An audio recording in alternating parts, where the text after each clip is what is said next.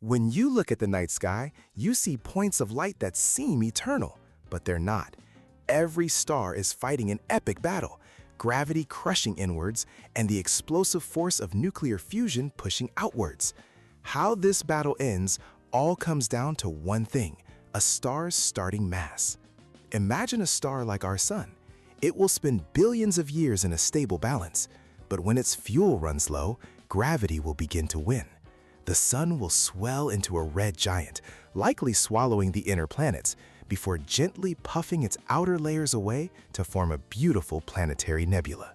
All that will be left is the core, a white dwarf, an object the size of Earth, but so dense, a single teaspoon of it would weigh as much as an elephant. But for a star born with much more mass, the end is not quiet. It becomes a colossal red supergiant, forging heavier and heavier elements until it creates iron. For a star, iron is a dead end. Fusing it consumes energy instead of releasing it. The nuclear furnace shuts down instantly. Without the outward push of fusion, gravity wins catastrophically.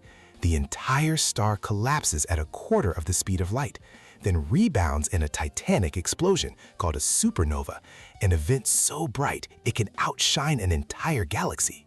This explosion scatters the elements forged inside the star across space, creating either a city-sized hyperdense neutron star, or, if the core is massive enough, a black hole, where gravity is so strong even light cannot escape.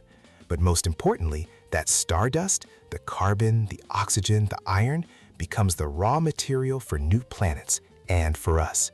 As Carl Sagan said, we are made of star stuff.